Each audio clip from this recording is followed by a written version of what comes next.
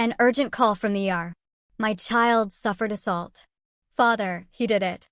The rich tycoon's heir. He sent me his message. She wouldn't spend a night.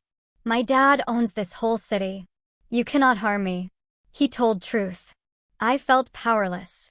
So, I called a dormant man in Sicily. Her uncle. I spoke merely 2 words. Family business. A gruff voice answered, I'm on my way. What he did with him left me shaken.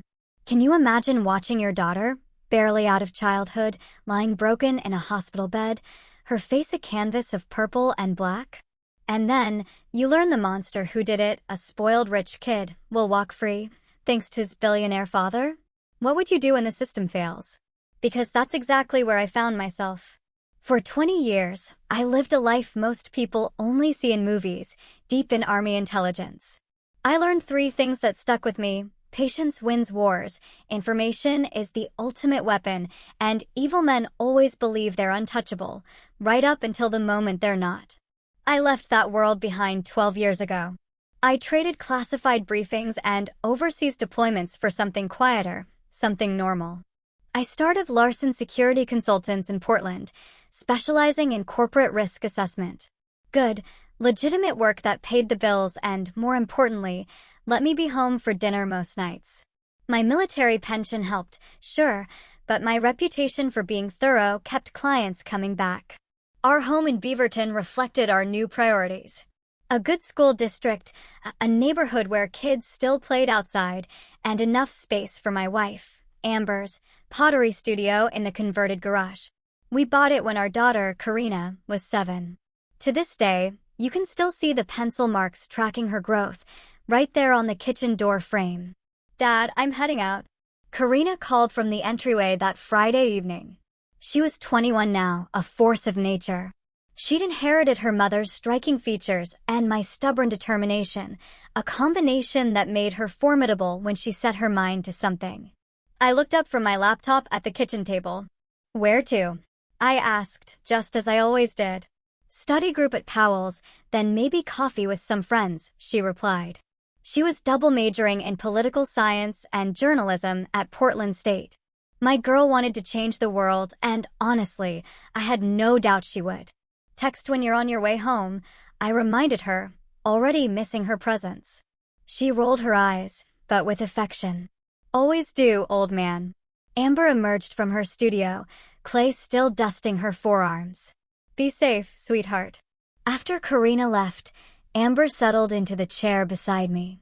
Working late on a Friday, she asked, a gentle tease in her voice. Background check for a client. Guy's hiring a CFO, wants to make sure there are no surprises, I explained. I closed the laptop. But it can wait. We met 17 years ago at a gallery showing in Seattle. She'd been displaying her ceramic work. I was there because my unit was in town, and my commanding officer's wife had dragged us all along. Amber Moreno had been explaining the inspiration behind a series of vessels to a pretentious art critic, and I watched her expertly dismantle the man's condescending assumptions with grace and steel. I was smitten before we'd even exchanged a word. Her family story was complicated.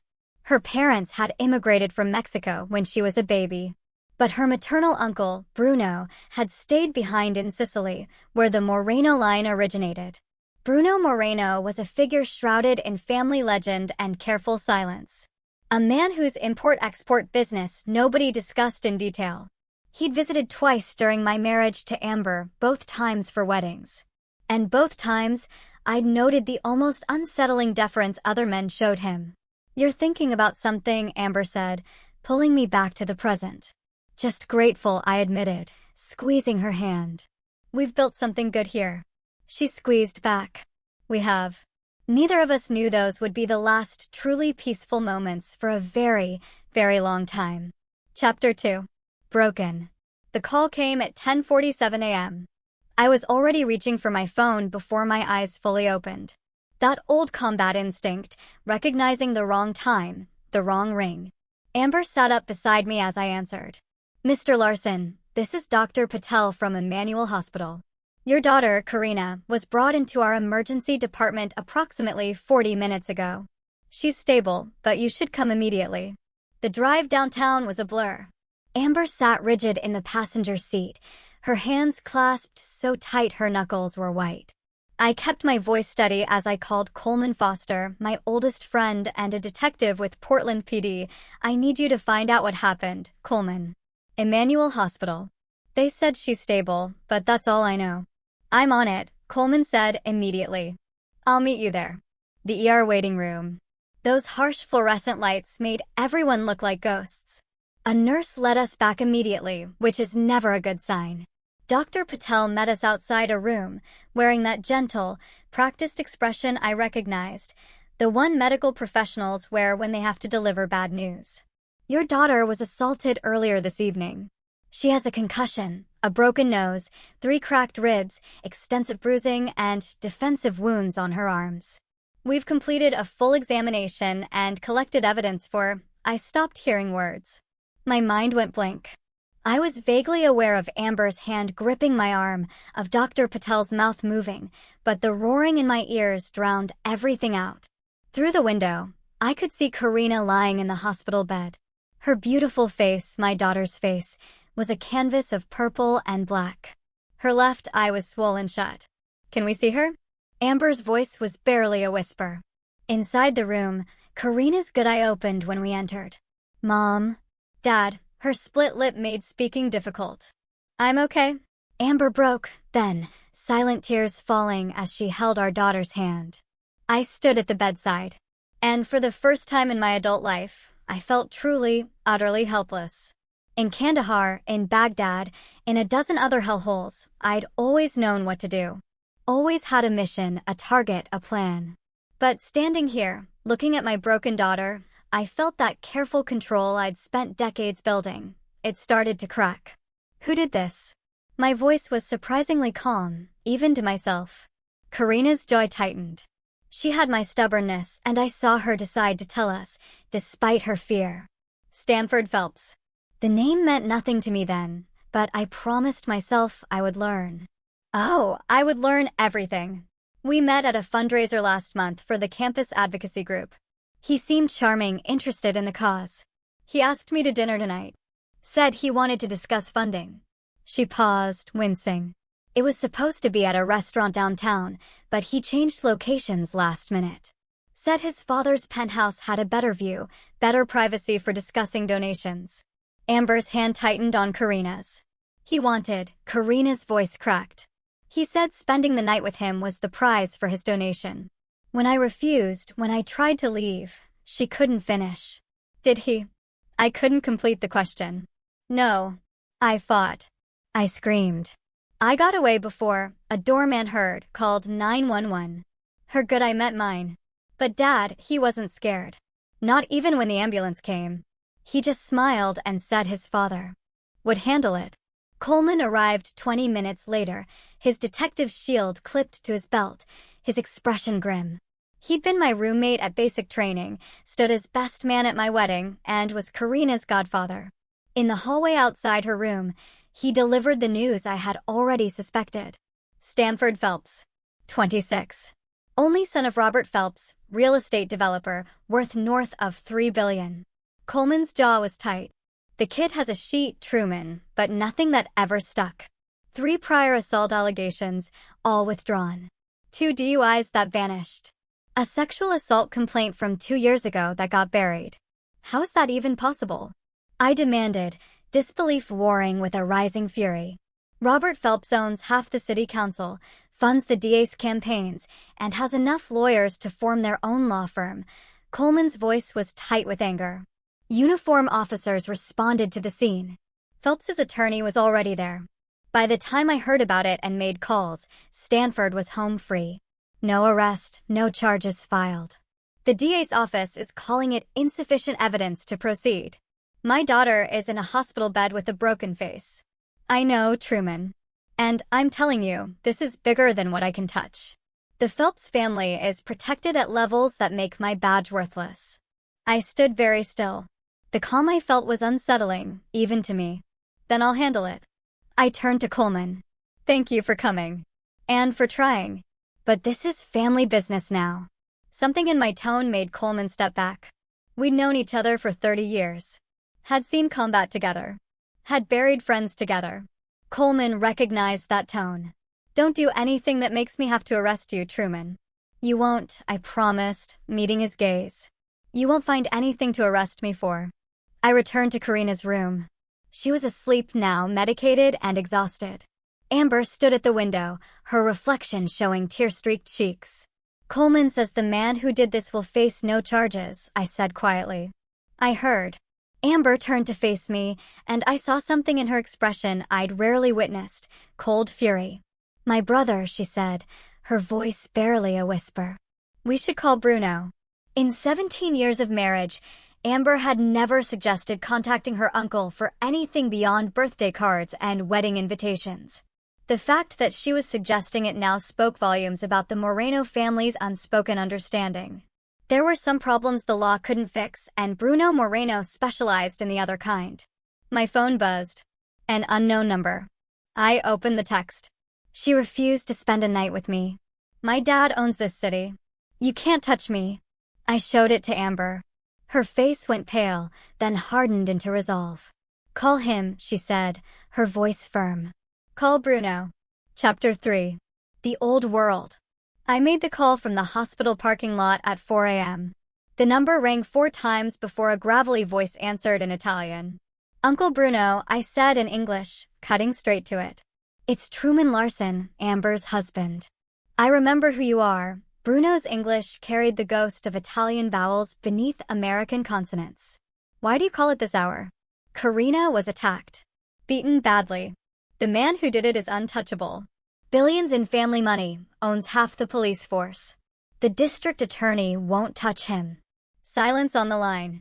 So long, I wondered if we'd been disconnected. Then, tell me everything. I laid it out with military precision. The assault, Stanford Phelps's history, his father's influence, that mocking text message. I spoke for 7 minutes without interruption. Karina is my blood, Bruno said when I finished. And you're family by marriage, which makes this my concern. I will arrive tomorrow evening. Do nothing until I get there. Bruno, I started, but he cut me off. The voice carried steel. Truman, in my world, we have a saying, revenge served hot burns only the hand that pours it. You're angry, and you should be. But anger makes men sloppy. Wait for me. We will handle this the right way. The call ended. I returned to Karina's room. She'd be kept for observation for at least 48 hours. I sent Amber home at dawn to rest, promising I'd stay with our daughter. In the quiet morning hours, I opened my laptop and began researching Stanford Phelps. The young man's social media was a monument to privilege and narcissism. Yachts in the Mediterranean, exclusive clubs, bottle service at nightclubs with different women every week. He'd attended Princeton but never graduated, instead joining his father's company in a vague executive role that seemed to involve attending parties and ribbon-cutting ceremonies. Robert Phelps was easier to research. His profile was everywhere. Self-made billionaire, or so the story went. Real estate empire built on aggressive development and political connections. 3 marriages, each wife younger than the last. His current wife, Stanford's stepmother, was a former model 20 years his junior. I dug deeper, using skills and access protocols I'd maintained from my intelligence days. The surface was all legitimate business, but in the margins, I found shadows. Lawsuits settled quietly, building code violations that vanished, competitors who mysteriously lost financing. Robert Phelps had built his empire on pressure and manipulation, and he'd raised his son to believe the same rules applied to people. Coleman called around noon. I'm going to tell you something off the record, Truman. And you didn't hear it from me. Go ahead. Stanford Phelps was questioned this morning as a courtesy by a junior detective who didn't know better. It lasted 5 minutes before the lawyer shut it down, but I got a copy of his statement. He claims Karina came to his apartment willingly, that they had a consensual encounter, and she only got upset when he wouldn't commit to funding her pet causes. So she became aggressive, and he was forced to defend himself. Then she accidentally fell. My knuckles went white around the phone. His lawyer also filed a counter-complaint, Coleman continued, his voice heavy with resignation. claiming Karina was attempting to extort money from Stanford through false allegations, and that the Larson family should expect a defamation lawsuit. He's going to sue us? I asked, my voice dangerously low.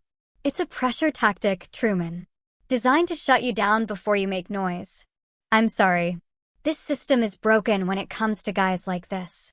After Coleman hung up, I sat with that information. Stanford wasn't just confident he'd get away with it. He was actively on offense, weaponizing the legal system to threaten his victim's family. The arrogance was staggering.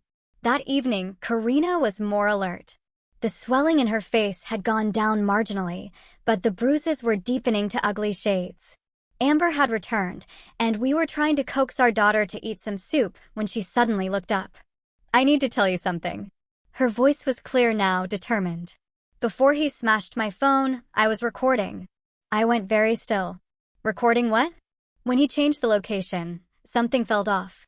So I started a voice memo app before I went inside. It was in my jacket pocket. The whole thing, him propositioning me refusing, him attacking me. It's all there.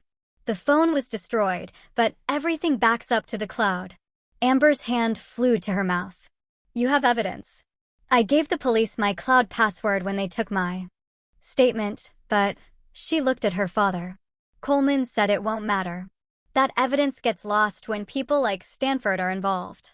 I pulled out my phone and called Coleman immediately. The recording from Karina's phone. Has it been logged into evidence yet? A pause. No, Truman. Nothing in the system. Why? Because it exists. Full audio of the assault, backed up to her cloud storage. Coleman's voice dropped. Truman, if I know about this, I have to submit it officially.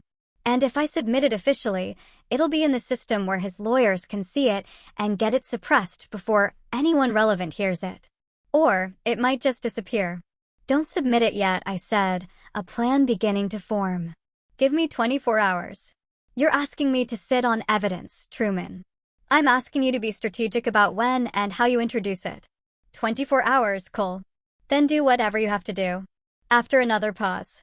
24 hours. But Truman, be careful. These people don't play fair. Neither do I said, and ended the call. Bruno Moreno arrived at Portland International at 6 p.m. I picked him up alone, Amber staying at the hospital with Karina. The man who emerged from the terminal looked nothing like the stereotype of a Sicilian mobster. At 72, Bruno was lean and weathered, wearing an expensive suit and carrying a single leather bag.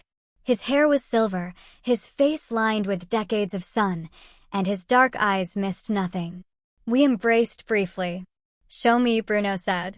At the hospital, Bruno sat beside Karina's bed for a long time, studying her injuries with an expression of stone. He took her hand gently, and when he spoke, his voice was soft and in Italian. Words I didn't understand, but recognized as some kind of vow. Then Bruno turned to me. Now we talk somewhere private. We went to a 24-hour diner near the hospital. In a corner booth, Bruno ordered espresso and listened as I laid out everything I'd learned about Stanford and Robert Phelps, the corruption protecting them, and the existence of the recording. This recording, Bruno said, it is your ace. But played through their corrupt system, it will be neutralized. We must use it differently. I'm listening. You are intelligence. Yes? You understand leverage and pressure points. Bruno sipped his espresso. Robert Phelps has built an empire on corruption, which means he has many enemies. People he has crushed, cheated, destroyed. These people want revenge, but lack the means or the courage. We find them. We unite them. And we use your daughter's evidence not to convict his son, though that will be pleasant, but to destroy the father's empire. When the empire falls, the son becomes vulnerable. You're talking about a coordinated campaign, I said, trying to wrap my head around it. I'm talking about war, Bruno corrected, his eyes glinting. Not with guns. Those are crude and draw attention. War with information, with pressure, with fear. You expose Robert Phelps as the criminal he is. You collapse his political protection, and Stanford becomes just another violent man without a shield. Then Bruno's smile was cold. Then we handle him properly. This will take time. Good things do. Your daughter needs time to heal. You need time to build your case. And I need time to make some calls. Bruno leaned forward. In Sicily, we have an expression, alu nimica non dari manco cori. To your enemy, not even the heart. But we are patient. We plan. We wait. And when we strike once and completely. I felt something settle in my chest. A sense of purpose. A new direction. This was a mission now, with objectives and strategy. What do you need from me? Everything you can find on Robert Phelps and his business. Every enemy, every rival, every person he has wronged. I will handle finding the ones with useful information and the courage to use it. You will handle the investigation and intelligence gathering. Together, we will build a trap. Bruno's eyes glinted. And when it closes, both Stanford and his father will wish they had never heard the name Larson. Chapter 4. Alliances. Karina came home 3 days later, moving slowly and staying mostly in her room. Amber took leave from the community college where she taught art, and the house took on the quiet, careful atmosphere of a place where someone was healing from trauma. I converted my home office into a war room. Bruno had taken a room at a nearby hotel, but he spent his days at the house, making phone calls in Italian and occasionally disappearing for meetings he didn't explain. The old man moved with surprising energy. His network of contacts apparently extended far beyond Sicily. I've made some progress, Bruno announced on the 4th day, spreading documents across my desk. Roberto Phelps has been busy making enemies for 30 years. I have found 3 who are willing to help, if we can guarantee their safety and success. The first was Eric Ford, a former city councilman who'd opposed one of Robert's development projects and found himself facing fabricated ethics violations that destroyed his career. The second was Harvey Moran, a contractor who'd been forced into bankruptcy after Phelps used legal pressure to steal his company's largest project. The third was Andreas Wright, a journalist who'd written an investigative piece about Phelps's business practices and been sued into silence. They all have pieces of the story, Bruno explained, but separately, they lack the evidence and the courage to act. Together, properly orchestrated, they become dangerous. I'd been conducting my own investigation, using techniques I'd honed in military intelligence. I'd been mapping Robert Phelps's empire, shell companies, offshore accounts, and the complex web of political relationships that protected it all. What I'd found was extensive corruption, bribes to city officials, falsified building permits, intimidation of competitors, and systematic tax evasion. The question is how to make this public in a way that can't be suppressed, I said, thinking aloud. Coleman Foster arrived that evening, officially off duty. In the war room, he studied the evidence I had compiled with a detective's eye. "This is good work, Truman," Coleman admitted. "Better than good. This is prosecutable. But the DA won't touch it. Marcia Canrell has been in Phelps's pocket for years. Her last 3 campaigns were funded by his PAC. So, we go over her head," Bruno said simply. "The federal authorities. The FBI would need a reason to get involved," Coleman said. "And they'd need to believe they have a case that won't be killed by political pressure at higher levels." I had been thinking about this. What if it wasn't just about Robert Phelps? What if we connected his corruption to a broader pattern? Other developers, other politicians, a systemic problem that the feds couldn't ignore. Coleman's eyes narrowed. "You need a trigger.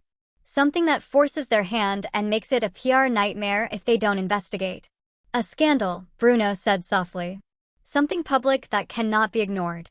Something that makes Robert Phelps radioactive to his political allies, forcing them to distance themselves. And in that moment of weakness, we introduce the evidence through channels he cannot control." I turned my laptop and pulled up Stanford Phelps's social media again. Stanford is throwing a party next weekend. Annual charity gala at his father's downtown tower. Politicians, business leaders, media coverage. He posts about it every year. Makes a big show of being philanthropic. "You want to crash his party?" Coleman asked, a faint smile playing on his lips. "I want to make it the last party he ever throws," I said, my voice cold. Over the next 5 days, we planned. Bruno reached out to Eric Ford, Harvey Moran, and Andreas Wright, bringing them into the fold with promises of protection and revenge. Coleman used his connections to identify which FBI agents in the Portland field office were clean and which were potentially compromised by Phelps's influence. I focused on Stanford. The young man's arrogance was a gift. He documented everything online, creating a detailed record of his activities. I identified a pattern: multiple women who'd appeared in Stanford's social media photos and then vanished. Using my investigative skills, I tracked them down.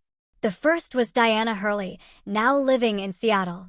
She didn't want to talk, hanging up when I mentioned Stanford's name. But I persisted, calling back with a different approach. "My daughter was assaulted by Stanford Phelps," I said simply.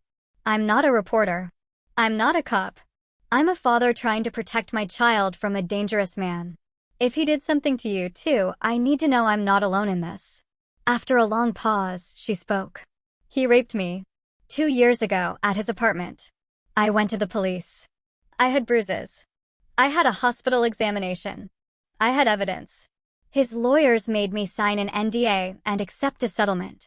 Said if I ever spoke about it, they'd bury me in lawsuits. I needed the money for my mother's medical bills, so I signed. Would you be willing to break that NDA if I could guarantee he'd face consequences?" I asked. "Do you really think you can touch him? His family owns everything." "I'm working on it," I told her. "But I need to know I'm not wrong about who he is." Diana gave me 3 more names. By the end of the week, I had spoken to 7 women. 6 had stories similar to Karina's: assault, intimidation, NDAs, and settlements.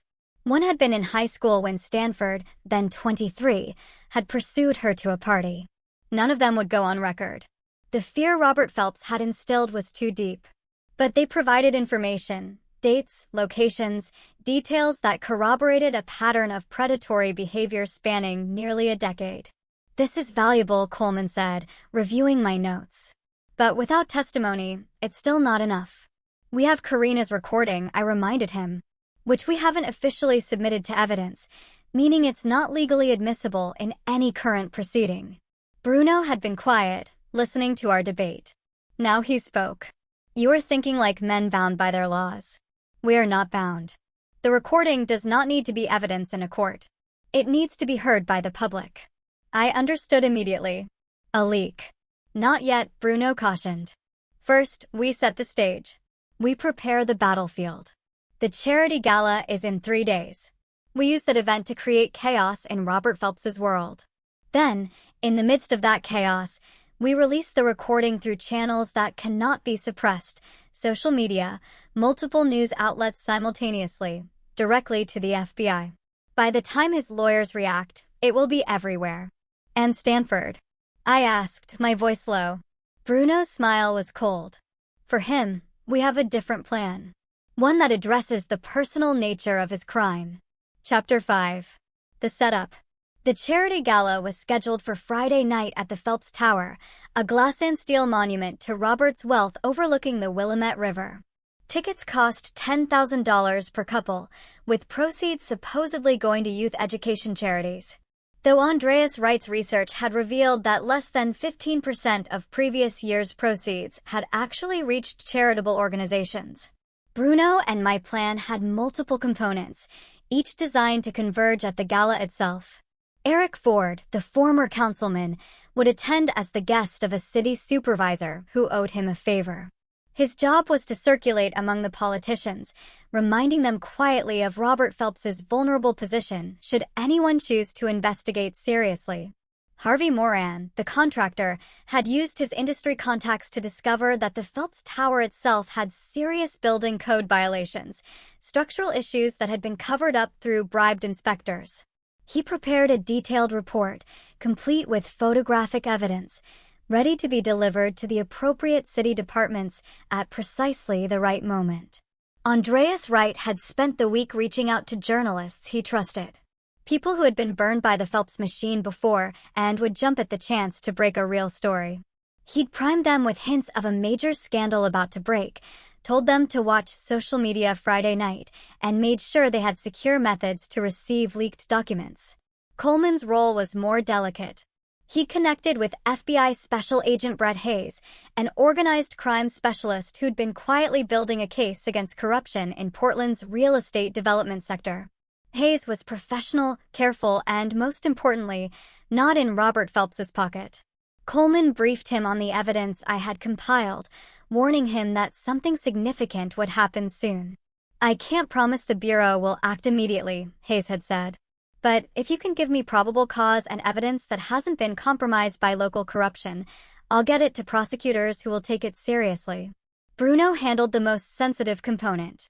Through his connections, contacts I still didn't fully understand, he'd arranged for protesters to gather outside the gala. Not random activists, but people with legitimate grievances against Phelps' developments, families displaced by his projects, workers who'd been cheated, communities destroyed by his aggressive tactics. Over 200 people, organized but peaceful, with signs and chants that would draw media attention. "The optics will be devastating," Bruno explained. "Robert Phelps throwing a lavish party while people he's harmed stand outside in the rain. The news cameras will love it. And Stanford." I pressed, wanting to know everything. "Stanford will be at the party, playing the dutiful son," Bruno said. "He will feel safe, surrounded by his father's power." That is when we strike. The day before the gala, I visited Karina. She was healing physically, the bruises fading from black to purple to yellow, the swelling in her face diminished. But I saw the shadows in her eyes, the way she startled at unexpected sounds, the anger simmering beneath her careful composure. "I want to help," she said when I explained the plan. "Absolutely not. You've been through enough. Dad." Her voice was firm. "He did this to me, and he's done it to other women. I can't just hide in my room while you try to fix it. I need to be part of this." Amber appeared in the doorway. "She's right, Truman. I don't like it either. But Karina isn't a child, and this is her fight, too. We can't protect her by keeping her locked away. We protect her by making sure Stanford Phelps can never hurt anyone again."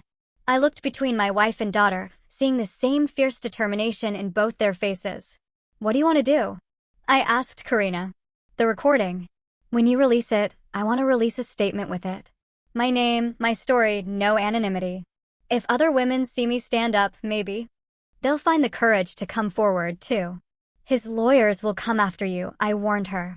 "Let them try," she retorted, her jaw set in that stubborn way that was pure larceny. I'm done being afraid. Friday arrived, cold and rainy. Typical November weather in Portland. The Phelps Tower glowed against the dark sky, its ground floor converted into an elegant venue with champagne fountains and a string quartet.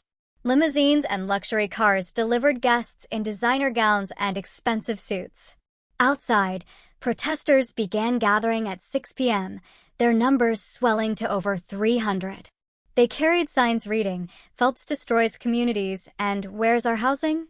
Local news crews, tipped off by Andreas Wright's media contacts, arrived to cover the demonstration. Inside his hotel room, Bruno made final preparations. He was dressed in an immaculate suit, looking like any other wealthy attendee. I wore similar formal attire, though I felt ridiculous. I preferred tactical gear to tuxedos. "You're certain about your role?" Bruno asked. "Get inside. Locate Stanford. Keep eyes on him until the signal. And you remember, no violence." "Not yet.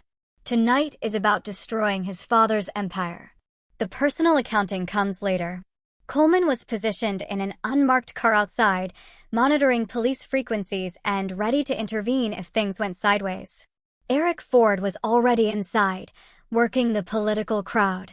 Harvey Moran stood among the protesters, ready to release his building code report to the media the moment the signal came. At 7:03 p.m., Bruno and I entered through the main doors, blending into the crowd of wealthy donors. Security was professional but minimal.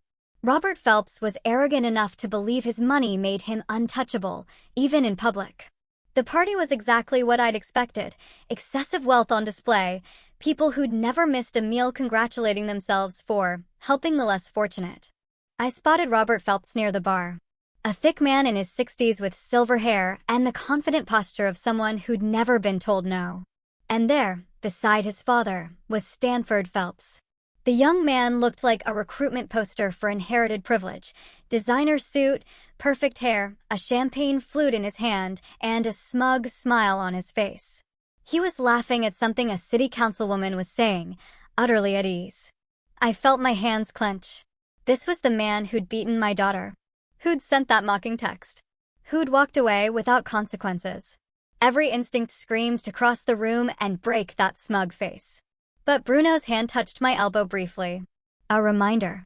Patience. The trap is set, Bruno murmured. Now we spring it. At 8 p.m., exactly on schedule, Andreas Wright triggered the first domino. From his position outside the building, he sent a coordinated message to 15 journalists simultaneously. Phelps corruption scandal breaking now. Check social media and your secure inboxes.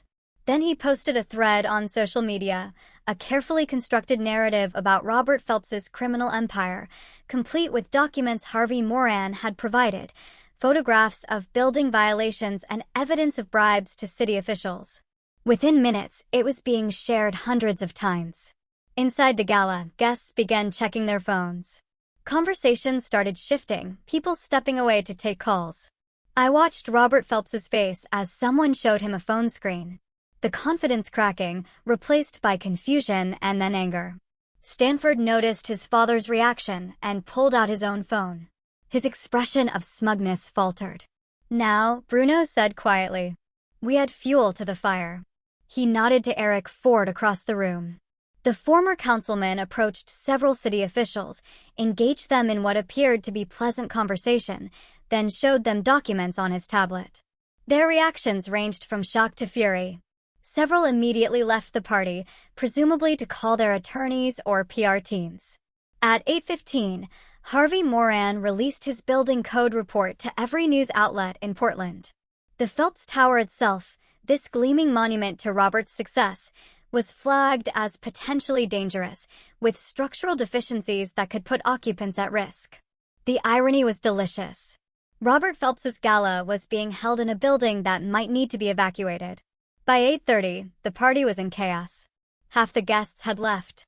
Reporters were calling for comment. The protesters outside had swelled to over 400, their chants audible even through the tower's thick glass.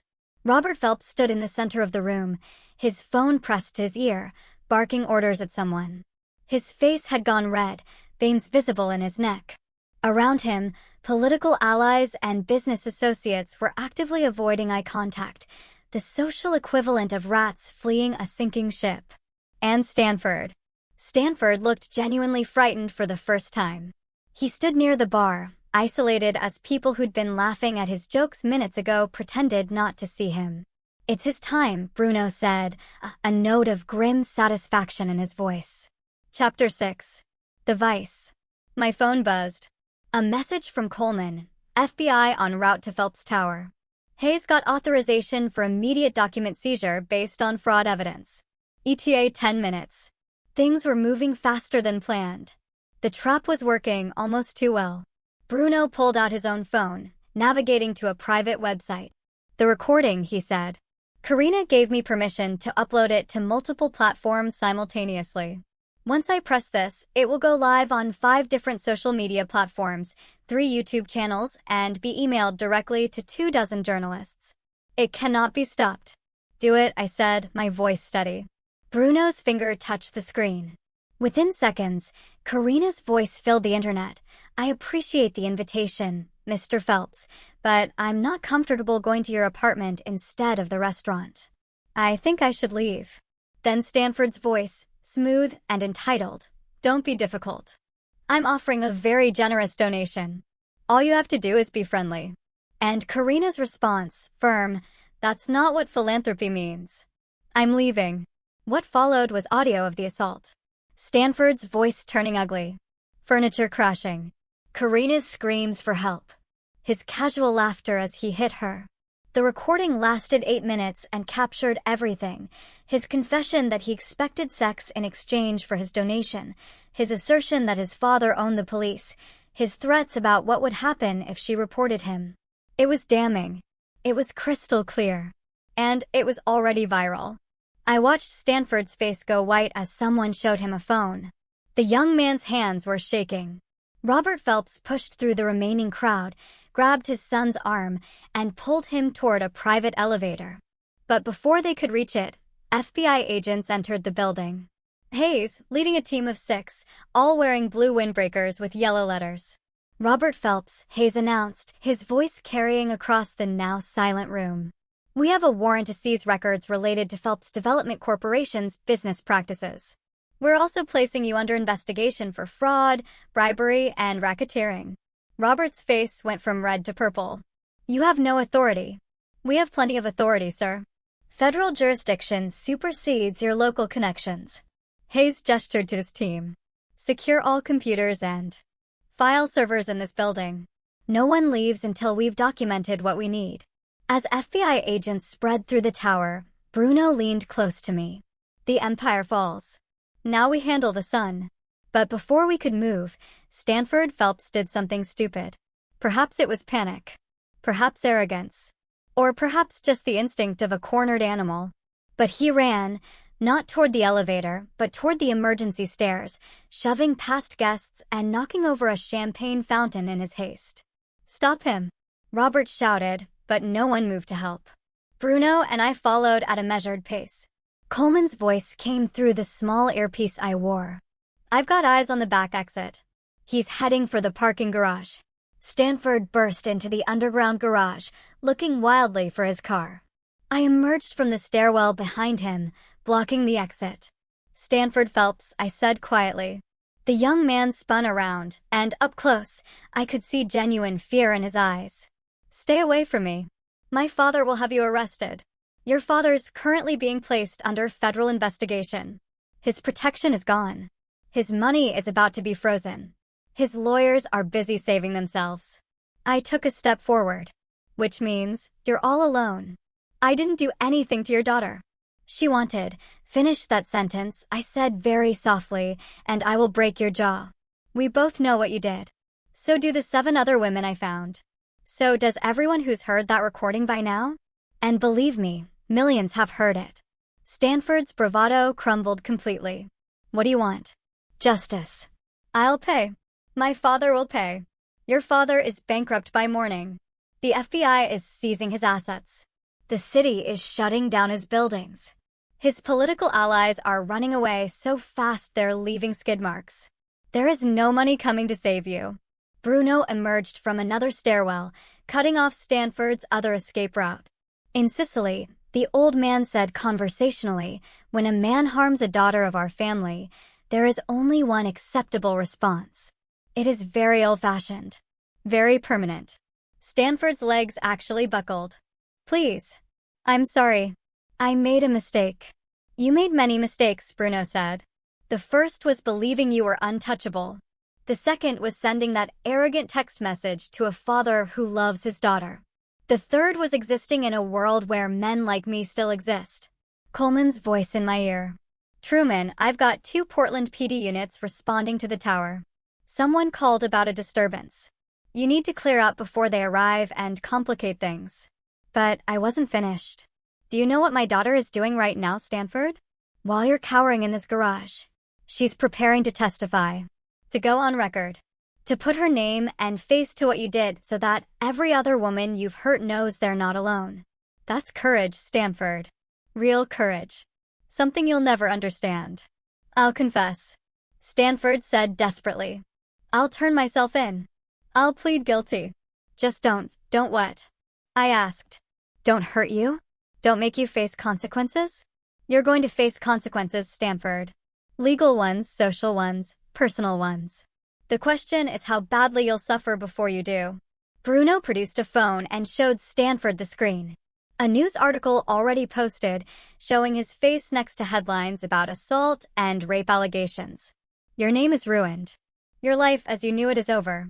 The question is whether you survive long enough to see the inside of a prison cell.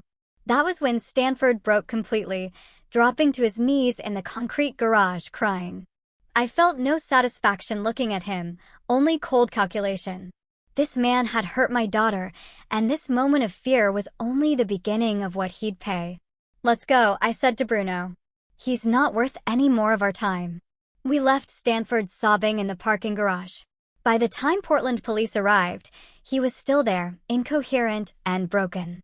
Coleman later told me that Stanford had been taken into custody, not arrested, but protective custody, because he was an active threat to himself. The next morning, the news was everywhere. Robert Phelps's empire was collapsing. Federal investigations were expanding. And Stanford Phelps faced potential charges from multiple assaults. The recording had been played on every major news outlet. Karina's statement had been read by millions, and 3 more women had come forward with their own stories. But for me, watching the news with Amber and Karina in our living room, it still wasn't enough. The legal system was moving, yes. Justice might be served through courts and lawyers and trials. But the personal accounting, the real price for what Stanford had done, was still unpaid. Bruno seemed to read my thoughts. "Patience," the old man said. "The trap is closed. Now comes the final part. The part where we ensure this ends properly." Chapter 7. The Weakness Revealed. The weekend after the gala was chaos across Portland. Robert Phelps's arrest made national news. The FBI had found evidence of massive fraud, money laundering, and conspiracy to commit bribery. His assets were frozen, his buildings sealed, and his political allies were tripping over themselves to return campaign contributions and delete old photos. Stanford Phelps, meanwhile, had been formally charged with assault and held on $500,000 bail, an amount his father could no longer pay. The young man sat in county jail and, according to Coleman's sources, was not handling confinement well. "He's in protective custody, separated from general population, Truman," Coleman reported. "For his own safety." "Good," Karina said coldly. She was getting stronger every day, her bruises fading, and her spine straightening with fierce determination. She'd done a televised interview, speaking clearly and calmly about her assault, and the response had been overwhelming. Support poured in from across the country, along with offers of legal assistance and counseling resources. More importantly, 8 additional women had come forward with allegations against Stanford, spanning back to his college years. "The DA has no choice but to prosecute aggressively now," Coleman said. "Marcia Canrell is trying to save her career by throwing Stanford under the bus. She's talking about seeking maximum sentences on all counts." But something was bothering me. The legal system was working, yes. Stanford would likely spend years in prison. Robert's empire was destroyed. Justice, by conventional measures, was being served. So why did it still feel incomplete? Bruno had been quiet, spending his days making phone calls and meeting with contacts whose names he never shared.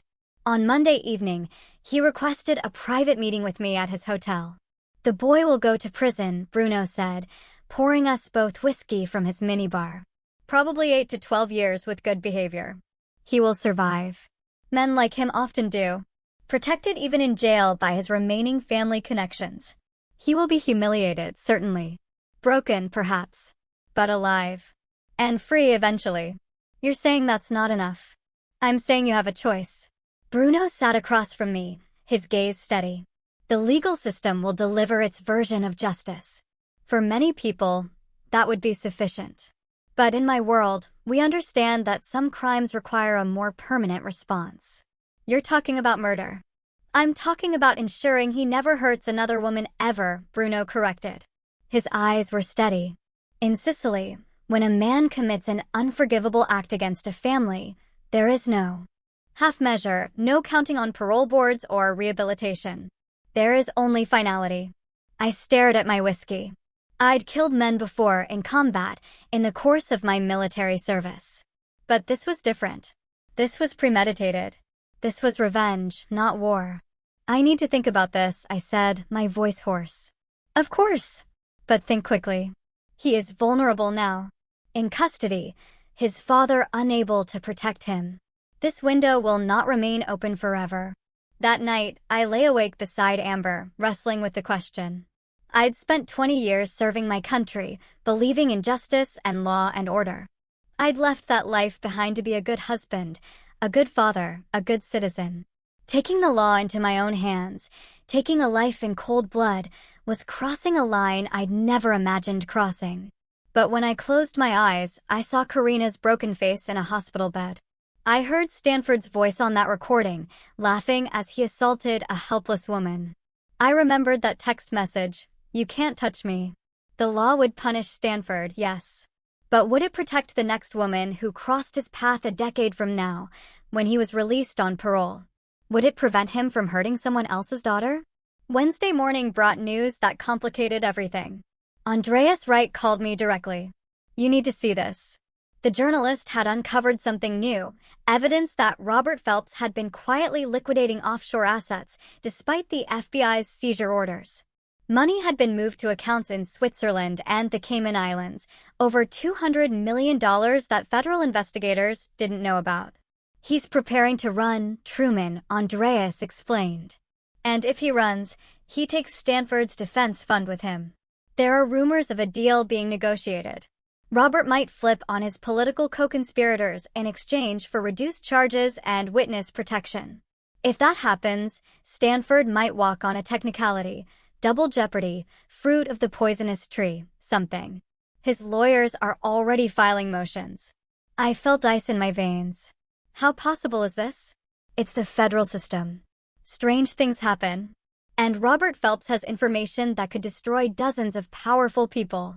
If he offers to talk, the prosecutors might prioritize that over putting his son away. That afternoon, Coleman confirmed it. There's talk of a deal. Robert has evidence of corruption going up to the state level, governors, senators, federal contractors. The FBI wants that information more than they want Stanford's conviction. I'm sorry, Truman. It's politics. Karina found me in my office that evening, staring at nothing. "Dad, you okay? How do you feel about the idea that Stanford might not go to prison?"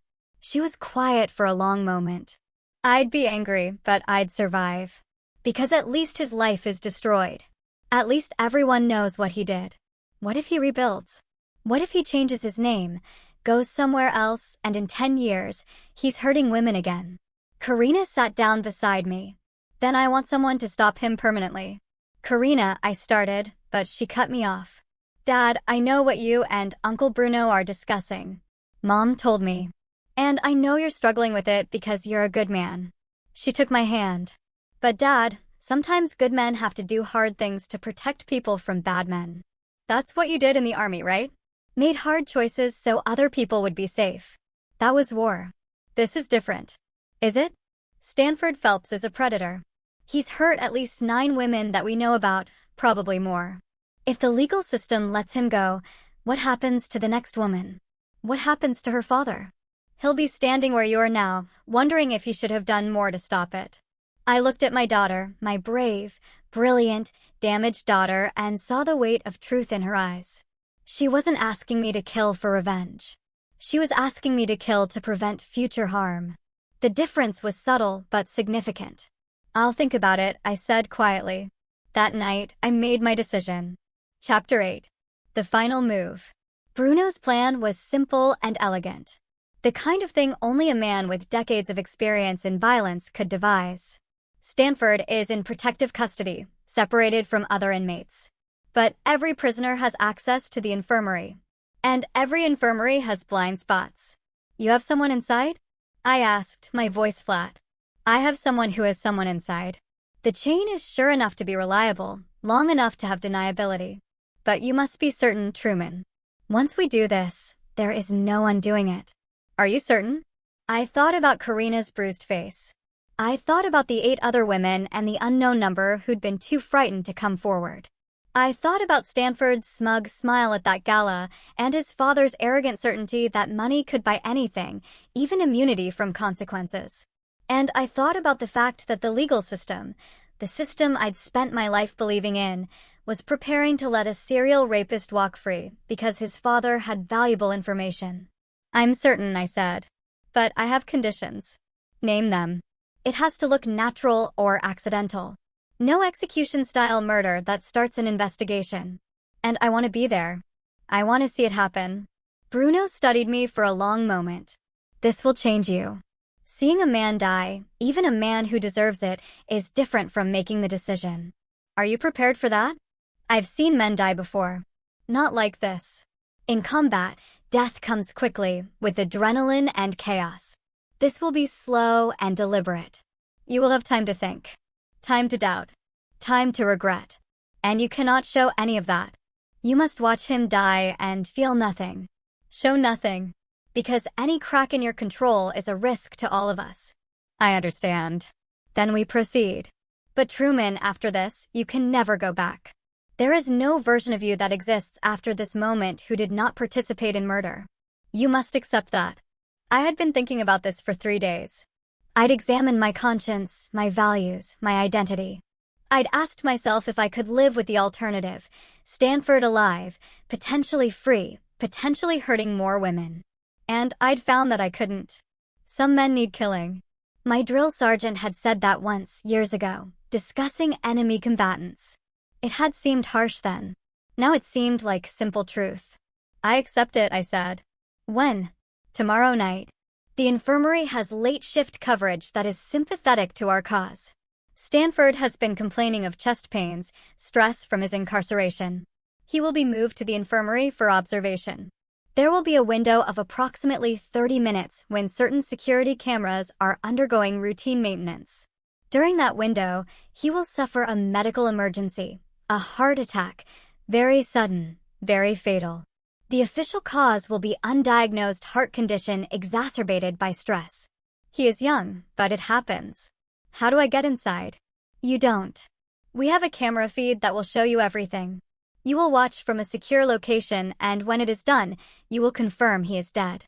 Then we all walk away and never speak of this again. That seemed wrong.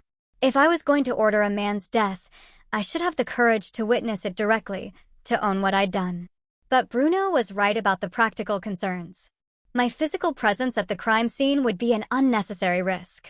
Show me the feed, I said.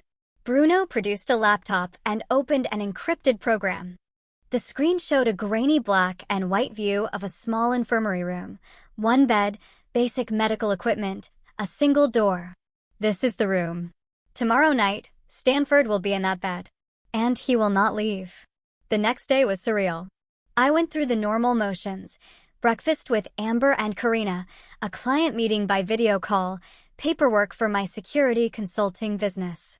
But all of it felt distant, like I was watching someone else live my life. Coleman called around noon. The prosecutors offered Robert Phelps a deal this morning. Full cooperation in exchange for reduced charges and witness protection. It's happening, Truman. Stanford's defense team is already filing motions to suppress evidence, claiming it's fruit of an illegal investigation. They might actually get him off. Thanks for letting me know, I said, my voice steady. At 8 p.m., I drove to a storage unit on the outskirts of the city. Bruno was already there, along with 2 men I had never seen before.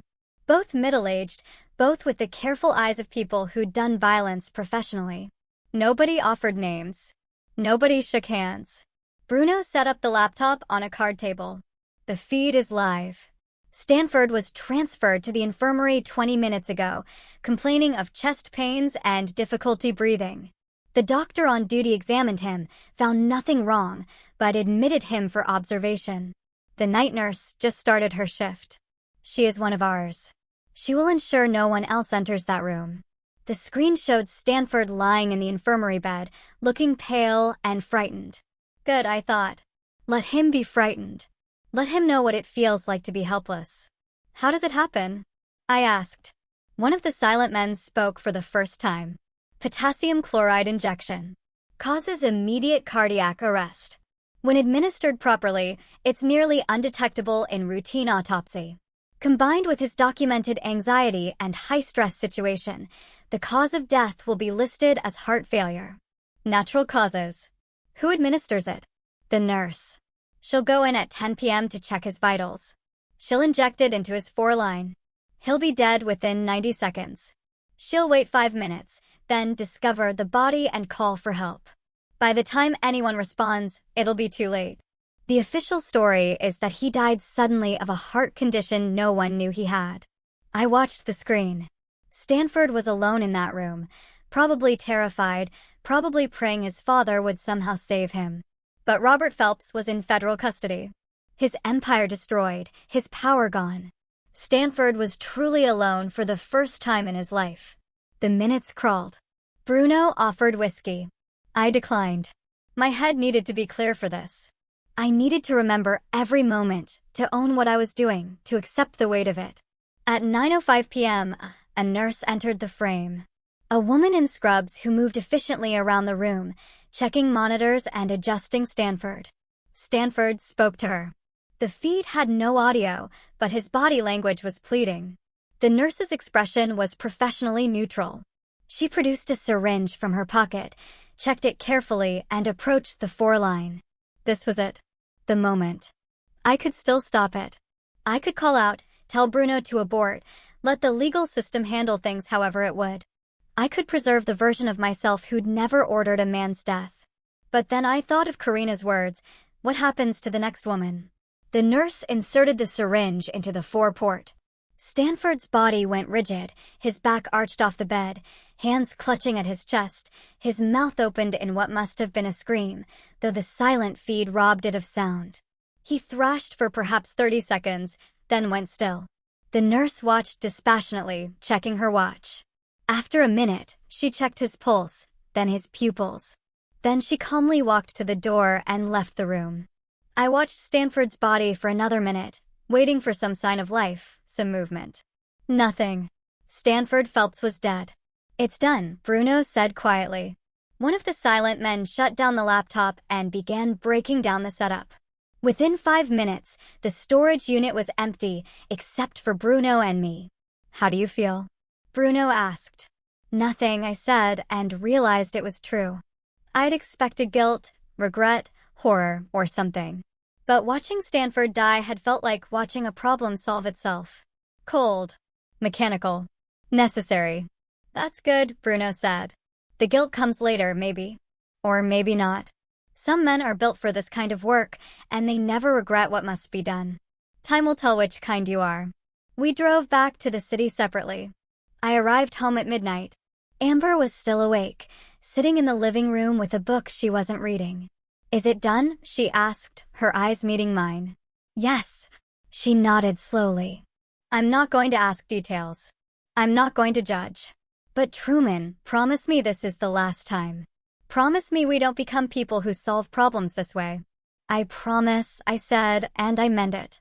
I'd crossed a line tonight, but I wouldn't make a habit of it. This was an exception, a specific response to a specific threat, not a new way of life. Amber embraced me, and we stood together in the quiet house, holding each other against the darkness we'd invited in. Chapter 9. Aftermath. The news broke at 6 a.m. Stanford Phelps had died of sudden cardiac arrest while in custody.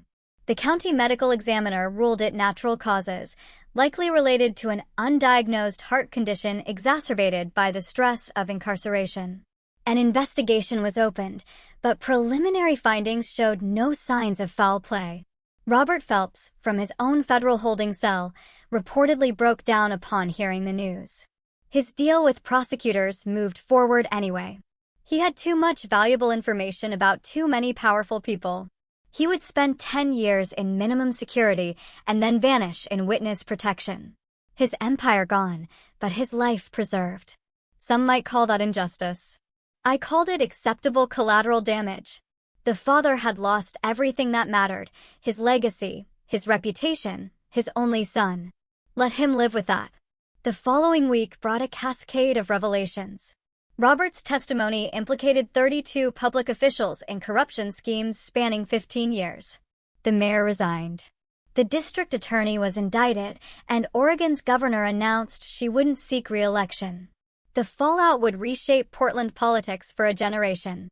For the Larson family, life slowly returned to something resembling normal. Karina continued her recovery, attending therapy and finding strength in survivor advocacy work. She'd become a voice for women who'd been silenced by powerful men, speaking at universities and legislative hearings about the need for justice system reform. I think I want to go to law school, she told me one morning over breakfast. I want to be the kind of lawyer who fights for people like me, who makes sure men like Stanford don't get away with what they do. You'd be brilliant at it, I said, pride thickening my voice.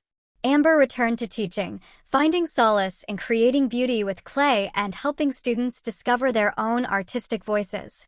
She never asked me for details about what happened in that storage unit, and I never offered them. Some things were better left unspoken between people who loved each other. Coleman Foster was promoted to detective sergeant, his role in exposing the Phelps corruption, earning him commendations. He and I still met for coffee every Friday, talking about sports and family and anything except the night Stanford died. Bruno Moreno stayed in Portland for another week, long enough to ensure no investigation into Stanford's death gained traction. Then one evening, he appeared at our house with his leather bag packed. "I return to Sicily tomorrow," he announced. "The business here is finished." Karina embraced him carefully, her ribs still healing. "Thank you, Uncle Bruno, for everything." "Family is everything," Bruno said simply. "Never forget this." At the door, Bruno pulled me aside. "You did well. The boy is gone. The father is destroyed. And justice, true justice, has been served. But Truman, remember what I told you. This kind of work changes a man. Watch yourself carefully. Make sure the darkness you invited in does not make itself at home." "I will," I promised. Bruno studied me for a moment, then nodded. "You're stronger than most. You will be fine. But if you ever need counsel, if the weight becomes too heavy, you call me. Some burdens should not be carried alone." After Bruno left, I stood on my porch in the cool November evening, looking at the quiet suburban street where my family had built their life. Nothing looked different. Same houses, same streetlights, same normalcy. But I was different. I'd stepped outside the bounds of law and order, had taken justice into my own hands, had ordered a man's death. And I didn't regret it. That should have troubled me more than it did. But when I thought about Stanford Phelps, I felt only satisfaction. A predator had been removed from the world. Women were safer because of it. My daughter could heal, knowing her attacker would never hurt anyone again. If that made me a monster, I could live with being a monster. 3 months later, in February, I sat in my office reviewing a routine corporate background check when my phone buzzed. A message from an unknown number. "Thank you." It was from Diana Hurley, the woman in Seattle who'd been assaulted by Stanford 2 years earlier. She sent a link to a news article about a scholarship fund being established in Stanford's memory, funded by settlements from several of the women he'd assaulted who'd banded together to support survivors of sexual violence. "We're turning his death into something positive," Diana wrote. "Making sure some good comes from all the pain. I don't know exactly what happened to him in that jail cell, but I know you were involved somehow. So, thank you for believing us. For protecting other women. For doing what the law wouldn't do." I deleted the message immediately. No record, no trail. But I allowed myself a small smile. The darkness I'd invited and hadn't made itself at home. It had simply eliminated a threat and then departed, leaving my family safe and my conscience clear. That evening, I found Amber in her studio, working on a new piece, a series of vessels representing strength emerging from brokenness. She looked up as I entered, clay on her hands and peace in her expression. "How was your day?" she asked. "Good," I said. "Routine client work. Nothing exciting." "That's good. Boring is good." We'd become experts at normal conversation and maintaining the surface of our life while carrying the weight of what we'd done underneath. It was its own kind of courage, I thought. The courage to live with difficult truths and still find joy in ordinary moments. Karina was upstairs, studying for her LSAT, her future taking shape in the aftermath of her trauma. She was stronger now, her spirit unbroken despite everything Stanford had tried to break. She would heal, and she would thrive, and she would help other women do the same. And Stanford Phelps was gone. Not by the legal system, not by the slow wheels of justice, but by the old ways. Family defending family. The strong protecting the weak. Evil men facing consequences they thought they'd escaped. Bruno had been right. It was very old-fashioned. Very permanent. And very, very necessary. I walked through my home, listening to Amber's music playing softly from the studio, hearing Karina's voice as she read practice questions aloud to herself, feeling the warmth of the life we'd built together. This was what I'd fought for. This was what I'd protected.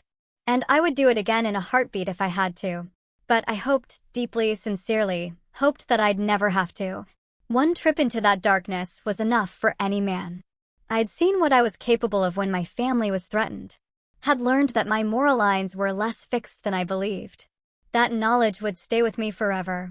A shadow in my mind that could never be fully banished. But shadows served a purpose. They reminded you where the light was and what was worth protecting. And as I stood in my home, surrounded by the people I loved most in the world, I knew I'd made the right choice. Some men need killing. And some fathers love their daughters enough to become the men who do what needs doing. The world was safer for it. And the Larson family was whole. Call to action. What about you? Have you ever faced a moment where you felt the law simply wasn't enough, where you had to make a choice between what's legal and what's truly right?